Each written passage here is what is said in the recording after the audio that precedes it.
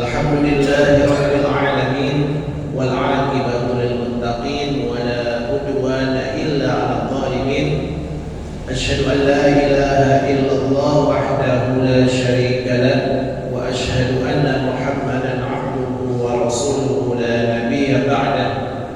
Allahumma fashalli wa sallim wa barik 'ala hadzal nabiyil karim nabiyyina Muhammadin wa 'ala alihi wa ashabihi wa man da'a bi da'watihi ila yaumiddin.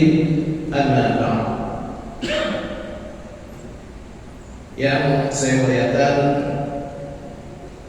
Bang Muhyiddin selaku Ketua DKM Silaturahmi Nur, yang saya muliakan Bang Yazid selaku Ketua Pimpinan Ranting Muhammadiyah Pondok Cina, seluruh tokoh masyarakat, para alim ulama, serta jamaah Masjid Al-Qur'an Nur. Semoga Allah Subhanahu wa taala menurunkan keberkahannya pada kita semua pada pagi hari ini.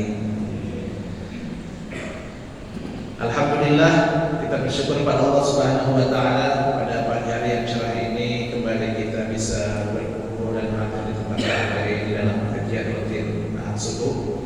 Salam serta salawat yang lupa kita sampaikan kepada junjungan Nabi besar Muhammad sallallahu alaihi wasallam serta para sahabat, keluarganya, dan mudah-mudahan sampai kepada kita yang terus berusaha untuk tetap berkomitmen menjalankan sunnah-sunnah beliau. Bapak Ibu yang saya muliakan, tema kita pada pagi hari ini adalah gonjang-ganjing rumah tangga Rasulullah SAW. Tadi ngobrol-ngobrol sebentar sih Ustaz, jadi udah seru banget. Tapi memang kita dalam kehidupan rumah tangga ini tentunya ada masalah ya, Bapak Ibu sekalian ya. Kalau kita tanyakan mungkin dari yang hadir di sini, siapa kira-kira yang kehidupan rumah tangganya yang sama sekali nggak ada masalah? Ada nggak kira-kira? Nggak ada, nggak ada. Maksud saya semuanya ada masalah. Apalagi bapak-bapak yang sudah, atau ibu-ibu yang sudah berpengalaman puluh tahun berumah tangga ya, pasti ada saja lika-likunya seperti itu. Nah, ini pun sebenarnya terjadi dalam rumah tangga Nabi Sallallahu Alaihi Wasallam. Mungkin kalau kita sekarang tahu kan dengan hadis-hadis Nabi Sallallahu Alaihi Wasallam, kita kan kehidupan Nabi baik-baik saja, gitu. Tapi ternyata ada satu sisi di mana rumah tangga Nabi Sallallahu Alaihi Wasallam itu diterpa satu badai gosip, kabar berita yang hampir saja bisa meretakkan rumah tangga beliau bersama Aisyah radhiyallahu anha. Nah, pada pagi hari ini sebelum kita masuk pada rumah tangga Nabi Sallallahu Alaihi Wasallam, ada beberapa peristiwa yang nanti mengiringi kejadian tersebut ya. Di antaranya adalah peristiwa perang Bani Mustalik. Mungkin peristiwa ini kurang begitu kurang begitu terkenal gitu ya. Tapi memang para ahli sejarah Islam, para ahli sejarah Nabawiyah ini menempatkan peristiwa perang ini pembahasan khusus dalam kitab-kitab mereka gitu.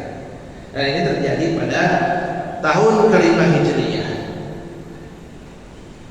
Disebut perang Bani Mustalik karena memang perang ini yang dihadapi oleh Nabi Sallallahu Alaihi Wasallam adalah Bani Mustalik, yang merupakan sekutu daripada orang-orang kafir Quraisy ketika terjadi perang Uhud. Terjadi perang Uhud, Bani Mustalik ini ikut pada barisan orang-orang kafir Quraisy. Oleh karena ketika setelah terjadi perang Uhud, di mana Rasulullah Shallallahu Alaihi Wasallam mengalami penderitaan yang begitu parah, ya. Ini membuat kemudian mental daripada mereka ini naik dan mereka menjadi jumawa. Dan pada tahun kelima ini terdengarlah kabar bahwasanya Bani Mustalik ini ingin menyerang kota Madinah di bawah pimpinan seseorang yang bernama Harith bin Hilal. Namun sebelum Harith bin Hilal bersama orang-orang Bani Mustalik ini pergi ke Madinah, ini kabarnya sudah tercium dulu oleh Rasulullah SAW.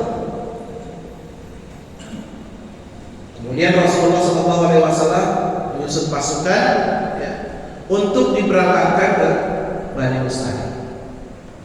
Berangkatlah Rasulullah bersama para sahabat. Dan tibalah di Muraisi. Ini juga disebut dengan perang Muraisi karena memang terjadinya peperangan itu di sebuah telaga atau danau yang bernama Muraisi. Makanya disebut perang Muraisi. Ya. Terjadi di danau itu. Ya. Nah, dalam perang ini Bapak-bapak dan Ibu yang saya muliakan dan semoga dari Allah Subhanahu wa taala, yang perlu diketahui adalah ini kok tumben gitu. Kok tumben Abdullah bin Ubay bin Salul merupakan pimpinan daripada orang-orang munafik. Ini kok tumben ikut, tumben ikut. Pada perang Uhud dan perang-perang yang lainnya, ya, sebelum perang Bani Mustalik ini, mereka tidak pernah ikut. Kira-kira kenapa Pak? Oh ya, kok tumben ini orang-orang munafik ini ikut? Kira-kira ada nggak yang tahu jawabannya Pak? Ada Pak yang tahu jawabannya? Kenapa sih? Kok tumben ini Abdullah bin Ubay ini ikut dalam peperangan ini? Padahal sebelumnya pada perang Uhud, ya, beliau membawa 1000 pasukan. Gitu. Rasulullah membawa 1000 pasukan dan orang munafik ini dengan 300 pasukan. Sampai tengah jalan balik lagi kota Madinah, nggak jadi ikut terlalu, gitu. Nah, tentu ini menjadi satu analisa tersendiri. Kenapa kok Abdullah bin Ubay ini tumben ikut? Nah, ternyata memang tujuan daripada mereka adalah ghanimah, yakni harta rampasan perang. Gitu. Jadi mereka udah bisa dibaca, wah, kalau kita ikut perang dengan Rasulullah, dengan Muhammad, kita akan dapat ghanimah. Ya. Jadi bahasa kita mah udah pasti gitu, dapat ghanimah. Nah, kemudian hal ini juga kemudian terjadi ketika Rasulullah meninggal dunia, ketika perang-perang yang dipimpin oleh Khalid bin Walid. Pokoknya kalau perang dipimpin oleh Khalid bin Walid, pokoknya udah pasti menang dah. Pokoknya orang yang ikut perang itu pulang dari medan perang pokoknya kaya. Ya. Jadi ada kepentingan tersendiri ketika dia ingin ikut memberikan kaum muslimin. Nah, itu kira-kira analisanya seperti itu Pak. Ya, analisanya seperti itu. Jadi kalau misalkan dia melihat, oh, kelompok Rasulullah, dia pasti akan menang. Berarti nanti dia akan mendapatkan posisi, dia akan mendapatkan benda, akan mendapatkan harta, akan mendapatkan kekayaan. Tapi kalau dia cuma di Madinah aja, ya, dia nggak ikut dengan kelompok Rasulullah, dia nggak akan mendapatkan itu. Kira-kira sampai hari ini ada nggak yang model-model kayak gini Pak? Hah? Ada ya, kayak gitu. Nah, inilah kita lihat bagaimana keikutsertaan kaum munafik itu tujuannya seperti Tujuannya seperti itu. Dan apa yang terjadi ya ketika peristiwa di tepi Danau Muraisi ini, ya, apa yang terjadi ketika ada seseorang dari kalangan Ansar dari Madinah dan kelompok Muhajirin yang sebenarnya pada awalnya mereka ini tidak ada masalah sebenarnya. Ya. Ketika berdialog di tepi tepi danau itu, ya, tepi danau itu, hadirlah kemudian Abdullah bin Ubay. Seraya mengatakan kepada orang Ansor itu, laki-laki Ansor itu, wah masa kamu mau sih dipimpin oleh para pendatang itu dari Mekah, dari golongan Muhajirin. Kalau kamu melihat sekarang ini, kata Abdullah bin Ubay, itu jumlah mereka sekarang itu sudah banyak melebihi kita. Dulu kamu menerima mereka dengan sukarela, bahkan kamu memberikan harta-harta kamu kepada orang-orang Muhajirin itu, kepada orang-orang yang hijrah itu. Kata Abdullah, berarti kamu telah membesarkan anjing yang nanti akan menerkammu, akan menggigitmu. Nah seperti itu, seperti itu. Jadi omongan ini luar biasa ya. Jadi sangat provokatif sekali gitu. Sangat provokatif sekali.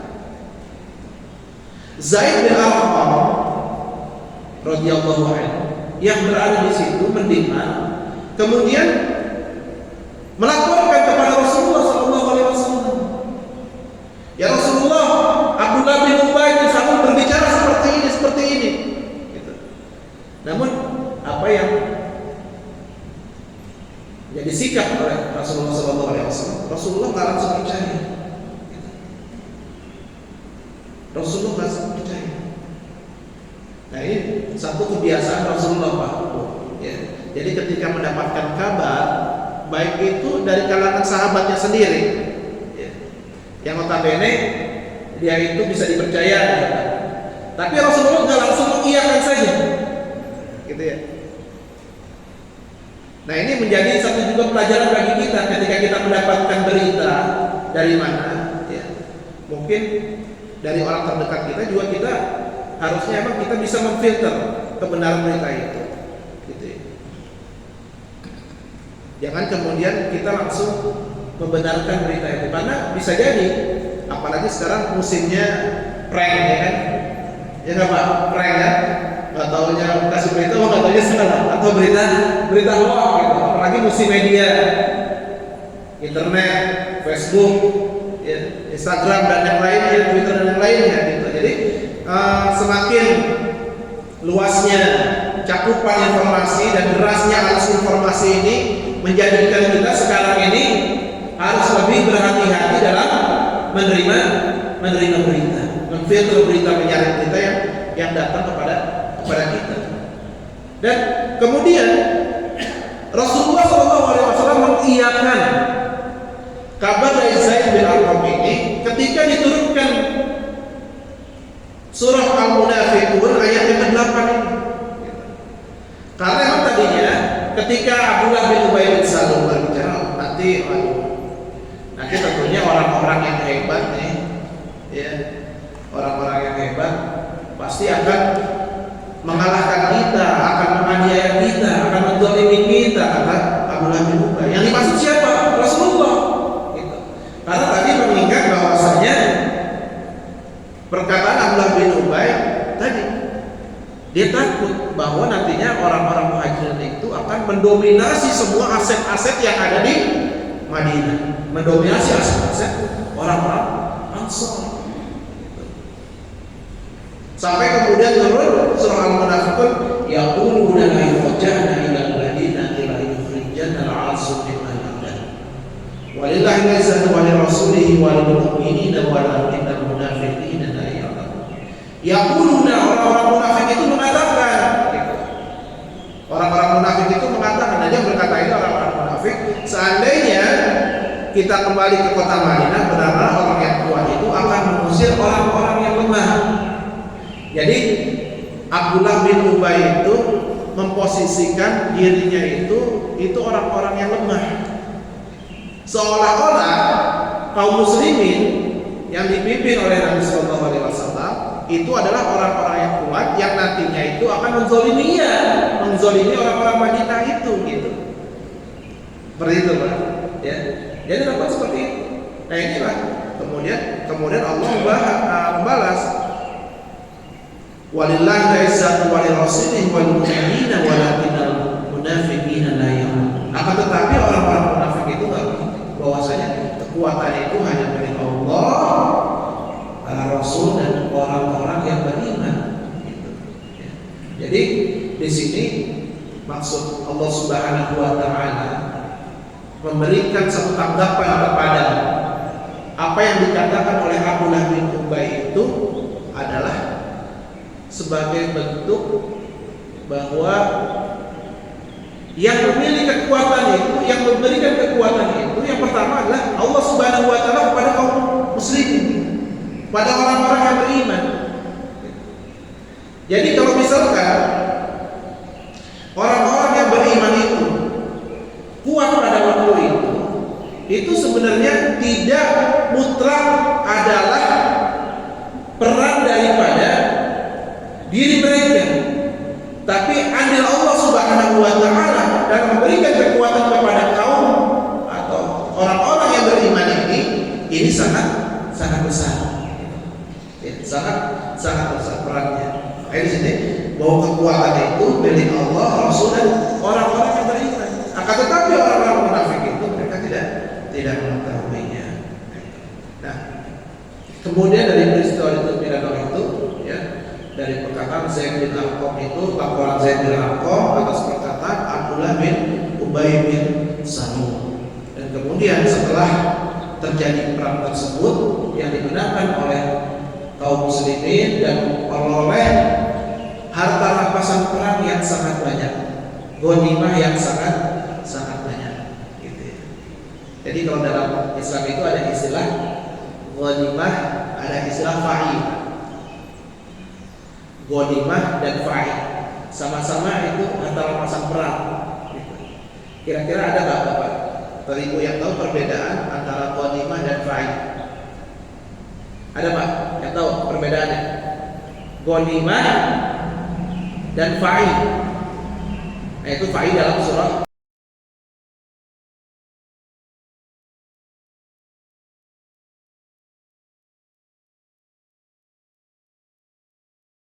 Al-Hasyr itu disebutkan. Jadi kalau fa'i itu harta rampasan perang yang didapatkan karena dia itu tidak terjadi kontak fisik, tidak terjadi peperangan yang sebenarnya, gitu. Pada peristiwa pengusir Bani Nadir misalkan setelah perang Uhud, gitu ya, itu kan tidak terjadi peperangan secara fisik, gitu. Jadi nggak perang beneran, gitu. Jadi Bani Nadir itu menyerah kepada para Rasulullah langsung. Nah itu harta rampasan itu yang disebut fa'i, gitu. Itu yang disebut fa'i. Nah kalau ghanimah itu adalah harta rampasan perang yang diperoleh benar-benar dari peperangan itu, terjadi dari peperangan itu. Nah itu dengan ghanimah itu. Dan pada perang ini Rasulullah dan kaum muslim mendapatkan harta rampasan perang yang sangat banyak, gitu. Termasuk adalah putri daripada kepala suku Bani Mustalik, yaitu Juwairiyah, yang diperistri oleh Rasulullah SAW. Juwairiyah awalnya itu merupakan tawanan perang dari seorang sahabat, gitu. Seorang sahabat. Namun Juwairiyah kemudian datang kepada Rasulullah. Wahai Rasulullah, tolong bebaskan aku dari si fulan. Karena pada waktu itu Pak Bu, itu ketika mendapatkan tawaran perang, ya, berupa mohon maaf ya, berupa manusia, terutama kaum wanita, itu pada waktu itu boleh disetujui, gitu. Karena ayat yang berkaitan dengan ini belum turun, gitu. Itu boleh disetujui. Jadi tawaran perang dapat wanita gitu banyak, itu boleh disetujui. Nah itulah kemudian turun hukum mengenai azal, yaitu mohon maaf yaitu mengeluarkan sperma itu di luar kemauan perempuan. Itu. Jadi pada perang itu turun seperti itu. Gitu. Jadi inilah yang membolehkan kalau misalkan seseorang ya, suami istri dia bersetubuh itu boleh mengeluarkan spermanya di luar kemaluan perempuan, gitu ya. Nah itu kata Rasulullah itu bukan merupakan satu tujuan untuk membunuh janin, bukan tidak, mungkin dia tidak percaya dengan qadar. Kalau alasannya itu benar, gitu ya. Kalau alasannya benar, bukan alasannya karena misalkan seseorang itu takut miskin karena banyak anak misalkan. Dia takut dia itu tidak bisa memberikan nafkah nanti kepada anaknya, bukan karena alasan itu. Mungkin bisa jadi kalau zaman sekarang gitu ya, karena mungkin dia sudah punya anak banyak, kemudian anaknya lahirannya itu seorang wanita itu melalui proses operasi sesar, ya, operasi sesar. Kan kalau operasi sesar itu kan nggak bisa banyak-banyak ya Bu ya. Berapa Bu maksimal? Berapa? 4 ya, kalau begitu 4 atau 3 gitu kan. 4 atau 3 gitu ya. Nah, kalau udah 4 gimana? Udah mentok. Sementara itu dia itu nanti kalau misalkan hamil lagi, ya kan? Hamil lagi, ini bisa membahayakan kandungannya. Nah, pada saat seperti itulah kemudian boleh apa yang dinamakan dengan azal itu. Ya, azal itu jadi mengeluarkan sperma di luar kemaluan perempuan saat terjadi orgasme. Ya, seperti itu. Itu. Jadi perintah atau hukum yang terkait dengan itu ini turun pada peristiwa perang Bani Mustalik ini. Nah, kemudian setelah siangnya perang, malamnya Rasulullah langsung memberangkatkan pasukan untuk pulang ke Madinah. Nah ini juga gak biasanya Pak. Rasulullah gak seperti itu. Biasanya Rasulullah istirahat dulu, kemudian besok paginya langsung pulang seperti itu. Nah ini gak biasanya. Habis pulang, siap-siap langsung pulang ke Madinah. Selesai perang, siap-siap langsung pulang ke Madinah. Nah, ini dilakukan oleh Nabi Shallallahu Alaihi Wasallam, Nabi Muhammad Shallallahu Alaihi Wasallam, ini agar orang atau kaum muslimin ini tidak terpengaruh oleh omongan Abdullah bin Ubay bin Salul itu, tidak terpengaruh oleh omongan orang-orang munafik itu. Nah ini juga memberikan pelajaran bagi kita Bapak Ibu sekalian, ya. Jika memang di masa derasnya informasi ini, arus informasi ini tentunya sangat menguras dan mempengaruhi pola pikir kita, benar kan? Ya kan? Kita seringkali terpengaruh oleh berita-berita yang ada di Facebook, di Instagram, di media-media. Sering sekali terpengaruh seperti itu. Kadang hari ini beritanya A, ya kan? Besok B. Kadang apa yang kita tangkap sekarang A, nanti kita bisa berubah mengikuti berita yang besok terjadi gitu. Padahal berita itu belum tentu benar. Nah, seperti itu. Nah, lalu bagaimana? Maka sibukkan diri kita ini dengan amal-amal soleh. Bahasanya seperti itu. Sibukkan diri kita ini dengan amal-amal soleh. Guna apa? Untuk usaha untuk bisa memfilter. Karena memang kita nggak bisa menghindar Pak, ya Bu ya. Nggak bisa menghindar kita medsos itu sekarang itu nggak bisa menghindar gitu. Jadi usaha kita adalah bagaimana kita mensibukkan dengan amal-amal soleh dan ibadah kita. Itu yang pertama. Yang kedua, atur dijadwalkan penggunaan HP oleh kita. Atur jadwalkan penggunaan HP oleh kita. Karena sekarang ini mohon maaf banyak ya, terjadi clash atau ribut-ribut di rumah tangga gara-gara HP Pak, ya kan? Bapak Ibu lagi di rumah berdua megang HP, gitu megang HP. Si bapak tanya ke si ibu, ke istrinya, Bu, ngomong-ngomong kita hari Minggu ini ada arisan keluarga kan di rumah saudara bapak. Si ibu karena asiknya main HP, situ si bapak dicuekin. Ngomong Pak, ya. Bu, hari ini ada nggak arisan keluarga acara kita? Ditanya kedua kali sama si bapak. Si ibunya masih asik aja, gitu. Nah. Begitu juga sebaliknya, ketika si ibu nanya sama si bapak, Pak, ngomong-ngomong, uang belanja buat 2 hari ke depan udah ada belum? Sama si bapak dicuekin lagi. Si ibu kesel, Pak, uang belanja buat dari 2 hari ke depan udah ada belum? Dicuekin. Nah, jadi ini adalah penggunaan HP yang terlalu kelewatan, sehingga apa? Yang tadinya komunikasi yang berjalan di antara kedua pasangan suami istri ini bisa tidak berjalan karena penggunaan alat informasi yang mungkin ya kelebihan atau mungkin tidak terjadwal seperti itu. Karena derasnya arus informasi sepengaruhnya seperti itu. Nah, itu pelajaran yang bisa kita ambil ya, bahwasanya tadi Rasulullah memberangkatkan kaum muslimin agar saja nanti kaum muslimin itu tidak terpengaruh oleh apa yang dikabarkan oleh orang-orang munafik. Kemudian yang berikutnya adalah haditsul ifki. Haditsul ifki ini adalah berita bohong. Nah, berita bohong inilah yang awal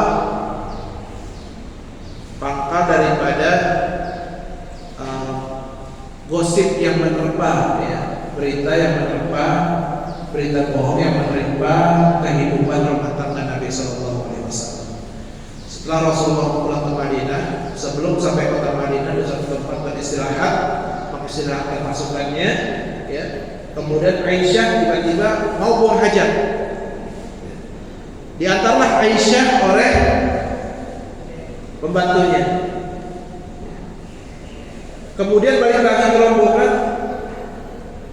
Sementara kalungnya itu nggak ada setelah diraba lehernya.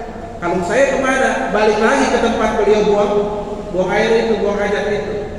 Lama dicari, alhamdulillah ketemu. Namun ketika Aisyah balik ke rombongan Nabi, ternyata rombongan Nabi SAW itu sudah berangkat. Sendirilah Aisyah di situ, ya. Dia berharap nanti ada seorang volunteer, ya. Volunteer itu apa ya? Tim itu ya? Tim apa namanya? Tim sapu, tim sapu bersih lah gitu ya. Rombongan itu, ya, yang memandu itu kan. Berharap seperti itu, gitu. Tim sapu bersih. Ternyata ada yang bernama Sofwan bin Mu'attal. Sofwan itu mengetahui dari kecil Aisyah radhiyallahu anha itu seperti apa tahu. Gitu. Sehingga ketika dia melihat perawakan seseorang, wah, beliau mengatakan innalillahi wa inna ilaihi raji'un. Wah, ini ummul mukminin Aisyah. Dan Sofwan bin Mu'attal tidak berani mengatakan satu kata apapun selain kata kalimat istirja itu. Sampai kemudian unta yang dibawa oleh Sofwan itu, ya, Aisyah dinaikkan ke untanya, dan beliau mengawal Aisyah sampai di kota Madinah. Ya. Nah, Abdullah bin Ubay bin Salul, lagi-lagi dia,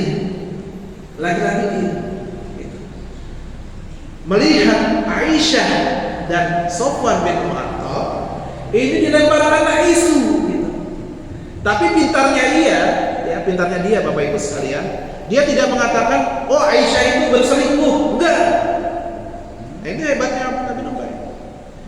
Beliau mengatakan kepada penduduk Madinah, beliau memposisikan dirinya itu, Abdullah bin Ubay ini, dia sebagai orang yang bukan mendapatkan berita itu langsung, gitu. Jadi dia itu memposisikan sebagai orang lain, di mana dia itu mendapatkan berita dari orang lain. Gitu.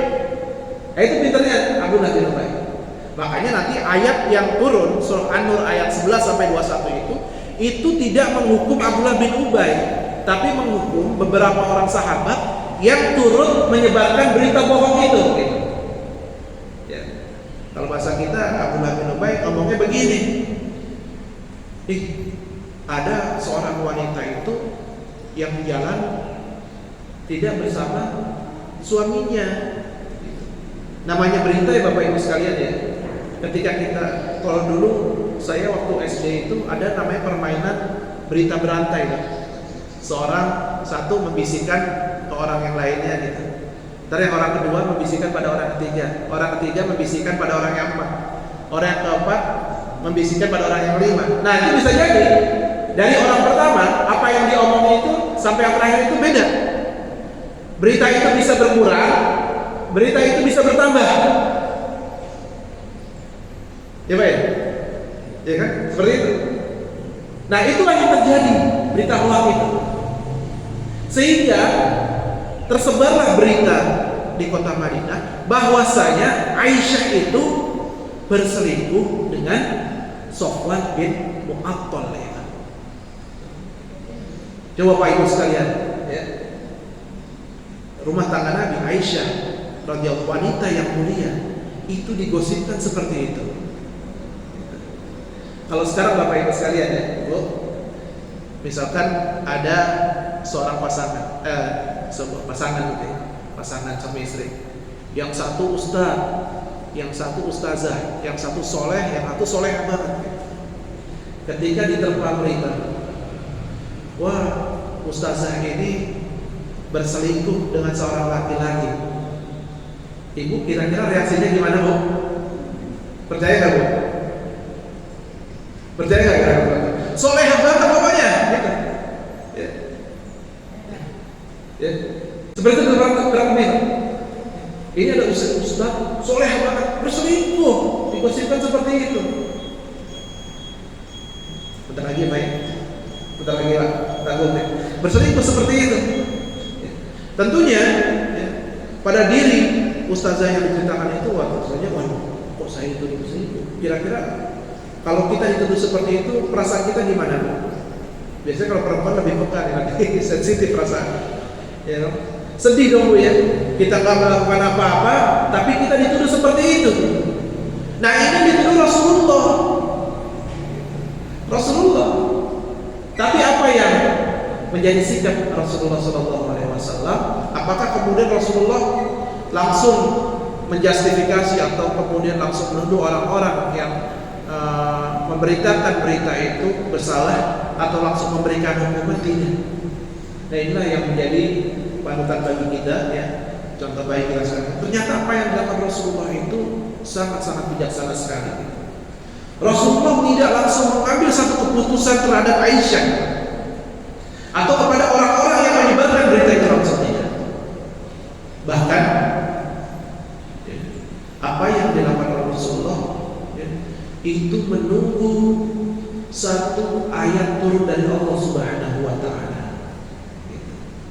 Namun sebelum itu Rasulullah tentu saja melakukan usaha-usaha seperti apa? Meminta informasi dari para sahabat ya. Bahkan para sahabat memberikan keterangan kami tidak melihat bahwa Aisyah itu adalah orang yang sangat baik. Tapi ada juga sahabat yang memberikan keterangan seperti ini ya. Dalam kitab Fiqh Shalah yang ditulis oleh Dr. Ramadan Al-Buti, ada sahabat yang mengatakan ini, ya udah Rasulullah, banyak ini wanita gitu kan. Maksudnya sih, ya udah kalau mau nikah lagi aja gitu kan. Gak usah berdoa gitu, banyak ini wanita gitu. Tapi Rasulullah bagaimana sekali? Ya, memang Aisyah sendiri merasakan gitu. Yang biasanya Rasulullah lemah lembut, nah ini kok ketika Rasulullah sakit gitu kan ya, karena psikisnya, ya karena psikisnya, jadi berpengaruh kepada fisiknya, ya kan. Rasulullah yang mengatakan, gimana kabar? Sehat ya udah.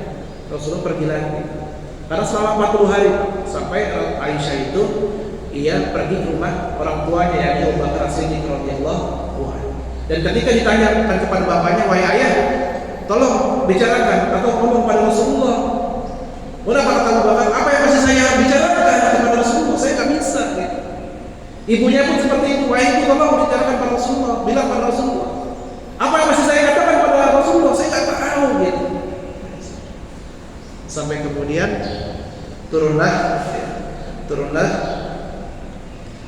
surat An-Nur ayat yang 11 sampai yang 21 ya. Saya tidak akan kupas semuanya. Innal ladzina ja'u bil ifki usbatun minkum la tahsabuhu syarran lakum bal huwa khairan lakum likulli imri'in minhum ma iktasaba min al-ithm wal ladzi tawalla kibrahu minhum lahu 'adzabun 'adzim. Sesungguhnya orang-orang yang membawa berita bohong itu adalah dari golongan kamu juga. Janganlah kamu kira bahwa berita bohong itu buruk bagi kamu, bahkan ia adalah baik bagi kamu. Tiap-tiap seseorang dari mereka mendapatkan balasan dari dosa yang dikerjakannya. Dan siapa di antara mereka yang mengambil bagian yang terbesar dalam penyiaran berita bohong itu, baginya azab yang besar. Jadi berapa ayat ini mengabarkan baiknya ternyata yang menyebarkan berita bohong itu ternyata tidak hanya dari kalangan orang-orang munafik saja, tapi ada 3 sahabat Nabi Sallallahu Alaihi Wasallam, di antaranya Hasan bin Thabit radhiyallahu anhu yang turut menyiarkan berita bohong ini, yang kemudian setelah ayat ini turun diberikan hukuman pada dari Rasulullah Sallallahu Alaihi Wasallam. Nah, inilah bagaimana Rasulullah menyikapi berita atau gosip yang menimpa rumah tangganya. Dan bagi Rasulullah, ketika berita bohong yang diterima itu, cobaan, fitnah yang diterima itu menjadi satu pelajaran besar baginya. Dan ini juga menjadi satu pelajaran bagi kita, bahwasanya berita yang kadang ya Bapak Ibu sekalian itu datang kepada kita tidak benar, itu ternyata tidak buruk bagi kita, tidak selamanya buruk. Justru kata Allah, bal huwa khairul lakum. Bahkan berita buruk itu yang menerpa kita, menerpa keluarga kita, gosip yang menerpa kita, itu bisa jadi adalah baik bagi kita. Gitu. Karena apa? Karena fitnah atau ujian itu nantinya yang pertama ini menurut Allah Subhanahu wa taala yang mungkin menurut kita baik itu menurut kita buruk itu adalah baik bagi Allah Subhanahu wa taala. Kemudian yang kedua, yang tadi pertama kita berhusnuzan pada Allah. Kemudian yang kedua, fitnah yang diterima oleh seseorang dalam kehidupannya, dan wabil khusus dalam tema kita pada hari ini adalah kehidupan rumah tangganya, ya, itu akan menguatkan pasangan suami istri, menguatkan rumah tangga dalam dia nantinya menjalani kehidupan ini. Ketika kemudian badai rumah tangga itu terus menerpanya, ya, kalau itu tidak benar dan ia bisa dia bisa menerima itu dan dia bisa menyikapi itu dengan baik, maka itu akan bisa melakukan kehidupan rumah tangganya. Karena memang salah satu upaya, mohon maaf Bapak Ibu sekalian, salah satu upaya yang dilakukan oleh mungkin ya orang-orang di luar sana yang tidak suka dengan kehidupan rumah tangga kaum muslimin, mereka akan berusaha mempengaruhi kaum muslimin itu lewat rumah tangganya, karena itu yang sangat efektif gitu. Sebelum-sebelumnya Abdullah bin Ubay bin Salul, orang-orang munafik itu nggak pernah menyerang Rasulullah itu dari rumah tangganya, tapi lewat pribadi Nabi. Tapi sekarang lewat rumah tangga Rasulullah. Berapa banyak Bapak Ibu sekalian para pemimpin negara, pemimpin besar negara itu, ya, yang ia luput itu karena rumah tangganya gitu. Seperti misalkan siapa Presiden Amerika dulu, Presiden Kennedy, ya, isunya rumah tangga. Pangeran Charles juga isunya rumah tangga. Ya, kita nggak usah jauh-jauh di Indonesia ya. Presiden pertama kita juga isunya pun rumah tangganya. Nah itu juga menjadi tadi ya, ketika diterpa isu rumah tangga, ketika rumah tangganya sudah tidak tertekan, maka kehidupannya dia akan sangat berpengaruh pada kehidupan yang lainnya. Dan ini juga pelajaran kita bagaimana kita menyikapi ya, berita yang hadir, berita yang datang, permasalahan yang menimpa kita ya dalam kehidupan rumah tangga, bagaimana seorang muslim itu menyikapinya, bagaimana Rasulullah SAW menyikapi rumah tangganya ketika badai informasi yang dusta itu, yang bohong itu kemudian hadir dalam rumah tangga beliau. Nah, Bapak Ibu sekalian, itulah kurang lebih pemaparan materi pada kesempatan pagi hari ini ya.